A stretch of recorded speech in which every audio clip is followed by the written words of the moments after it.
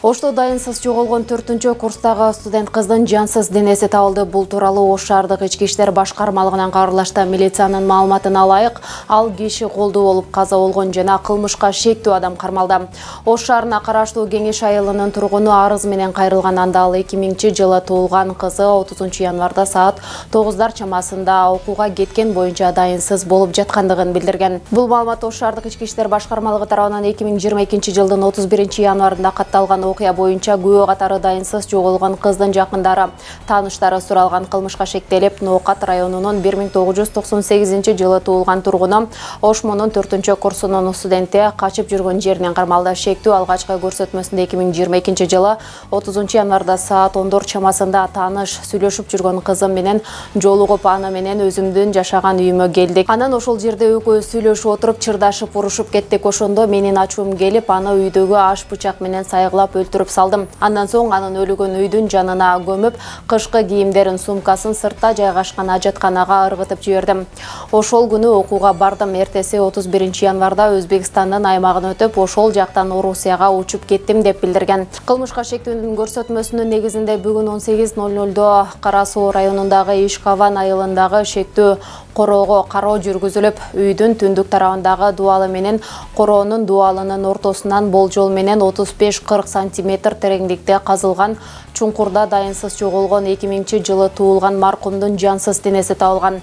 Дене ташталган чуңкур топурак менен көмүлүп, үстүнөн курулуш материалдарынын таштандылары менен жашырылган абалда болгон. Шектүү өлүктү көмгөн жерин жактоочусунун катышуусунда көрсөтүп берген. Денени алгачкы кароо учурунда анын денесинин үстүңкү бөлүгүндө 9 даана курч мийиздүү буюмдун натыйжасында келтирилген дене жаракаттары бар экендиги аныкталган. Бир эле Адахан Кимсанбаев эмес, өзүңүздөр билесиздер, чек ара боюнча бул жанагы 275 метрди арендага алуу маселеси боюнча эки комиссиянын курамын Адахан Кимсанбаев улуттук коопсуздук кеңешинде жетектеп турганда 2 жолу барып жолугуш өткөргөн экен. Андан кийин транспорт министрлиги чүдүнтүн распоряжениясы менен барып жолугуш өткөргөн. Бул протоколдордун бардыгына биз бүгүн юридикалык баа берип атабыз. Өзүңүздөргө маалым, тергөөгө чакырылганда кандай чыгып кетет билбейбиз. Тергөөгө адам бара электе эле маалымат каражаттарына чыгып калып атат, ким суралып атат, ким кантип суралып атат. Бүгүн бардыгы суралып, юридикалык баа берүү алдында турат. Себеби ал жерде чоң мамлекеттин кызыкчылыгы турат. Бул дагы мыйзамдуу өз баасы берилет. Иранда аялынын башын аянтка көтөрүп чыкты. Бул үрөй учурган окуя 5 февралда болгон. Афгаш шаарында 17 жаштагы аялынын башын кесип алып, калаанын Борбордук аянтында ары-бери басып жүргөнүн чет элдик басылмалар жазып чыгышты. Маалыматка караганда аялы күйөөсүнүн Туркияга качып кеткен. Алардын ишенимде күйөөсү жана үй бүлөсү бул окуяга абдан уят болушкан. Мындан улам аялын Иранга кайра алып келүү үчүн кыздын атасынын жардамы аркасында Иранга Мона Хейдари келген. Бул жагдайды колдон чыгарбай күйөөсү иниси менен чогуу кыздын башын кесип, аны аянтка көтөрүп чыгышкан. Бул окуядан соң видеолор тарап кеткен. Унаанын жанынан адамдын сөөгү табылган, аны бычактап кеткен шектүү кармалды. Чүй облусунда оор кылмышка шектүү жаран кызуу издөөдө кармалды. Бул тууралуу облустук ички иштер башкармалыгынын басма сөз кызматы билдирди. Белгилегендей 8 февралда Сокулук райондук милициясына айылдардын биринин ээси жок унаа табылганы тууралуу маалымат түшкөн.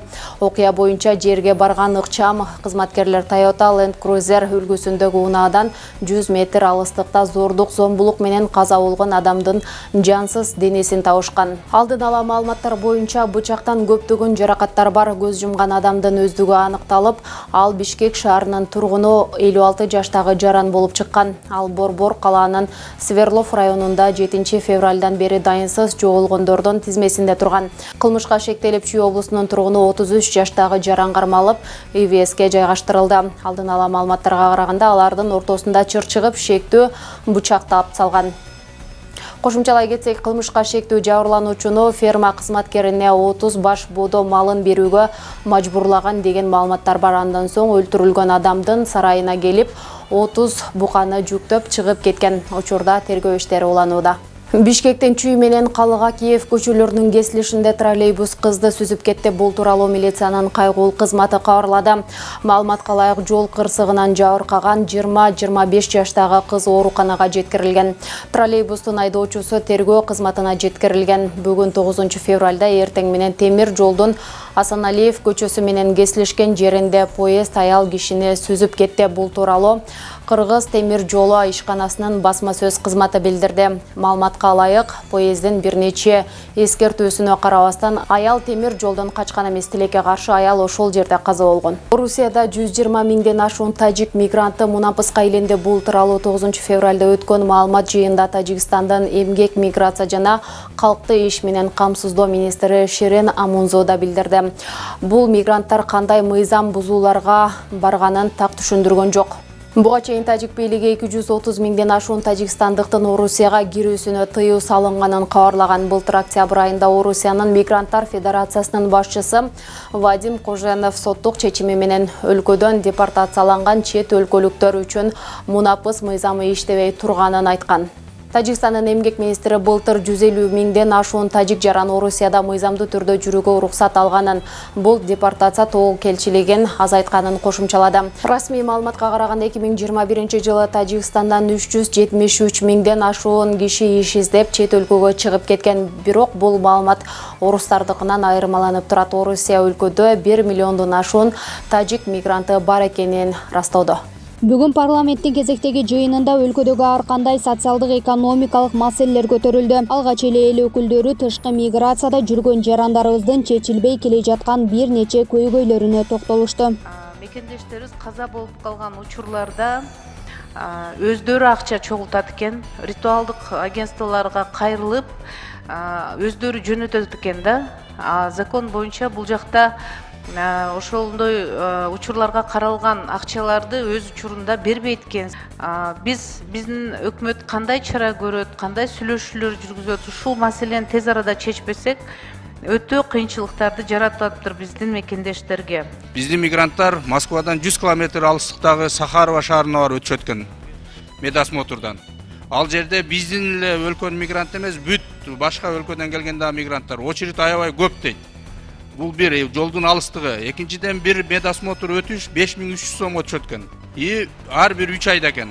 Ошол жагынан биз жардам берип, мен дагы ошол коллеганын сөзүнө кошулат элем, бир протокол тапшырма берип, мигранттарыбыздын жок дегенде ошондой жактарынан бир жардам берсек. Мындан тышкары депутат Улукбек Ормонов Ош-Исфана жолдорунун абалы начар болгондуктан жергиликтүү тургундар нааразы экенин билдирди. Мындан улам министрлер кабинети жана транспорт министрлиги бул маселени ыкчам көзөмөлгө алып, жол көйгөйүн чечүү керектигин белгиледи.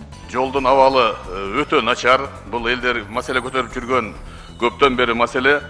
Бул жерде түздөн түз биздин өкмөт менен транспорт министрлигинин күнөөсү бар. Себеби Жайка уюмунун бөлүнгөн акчасын парламент убагында колдоп берген.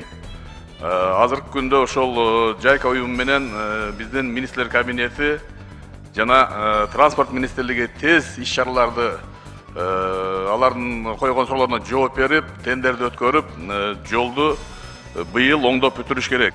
Жыйындын жүрүшүндө күн тартибинде каралган Кыргызстандагы автомашиналардын алдыңкы айнектерин акы төлөп караңгылатуу долбоору талкууланды. Мындай демилге легалдаштыруу жана коррупциялык тобокелчиликтерди азайтуу максатында көтөрүлүп жатканын экономика жана коммерция министри Данияр Амангелдиев билдирди. Мыйзам долбоору Кыргыз Республикасынын министрлер кабинети тарабынан төмөнкү максаттарда даярдалган. Биринчиден, автотранспорт каражаттарынын алдыңкы эшиктерин, каптал айнектерин күңүртүүнү легалдаштыруу. Экинчиден, алдыңкы эшиктердин, каптал айнектерин күңүртүүнүн транспорт каражатын башкаргандыгы үчүн айдоочулардын тарабынан тартип бузуулардын санын азайтуу. Үчүнчү маселе, республикалык бюджетке салык эмес келип түшүүлөрдү көбөйтүү негизинен. Өз кезегинде парламентарийлер аталган долбоор ишке кирсе жол коопсуздугуна терс таасирин тийгизбейби деген суроол салышты. Бул жерде азыр ички иштер министрлигиндеги өкүлдөр отурасыңар. Ушул мыйзам силерге туура келеби? Жол коопсуздугу боюнча эртең немелер көбөйүп кетпейби? Калышуулар. Долбоорду колдоп берсеңер, биз атайын өзүбүзгө база түзүлөт. Базанын негизинде ошо канчалык деңгээлде таасир берет экен, ошо тонировкасы бар машиналар, автобуналар канча жол кырсыгына катталат экен, кандай последствия болот экен анын баарын талкуулап чыгабыз. Аталган долбооруга карата депутаттар тарабынан эки ача пикирлер айтылды. Эртең бир жаш баланын өмүрү кыйылып калат болсо, жаш бала тем более көрүнбөйт. Когда поворачиваешь налево направо, велосипедист тем более көрүнбөйт. Когда едешь по левой полосе даже, а вдруг летит по встречной полосе, тебя обгоняет другой. Көрүнбөйт сага ушул. Вы из жизни практикамды алып көрсөңөр биринчи. Анан 50 миңге деп көтөрөбүз деп. Это же неправильно же. Мен бул мыйзамды колдош керек деп ойлойм. Эмне дегенде бул пополнение бюджетке, анан азыр көп эле правонарушение болуп атат. Өзү эле балдар машиналарын тонировать этип атат. Лучше запрещать эткенге көрчө, муну разрешать этип коюш керек.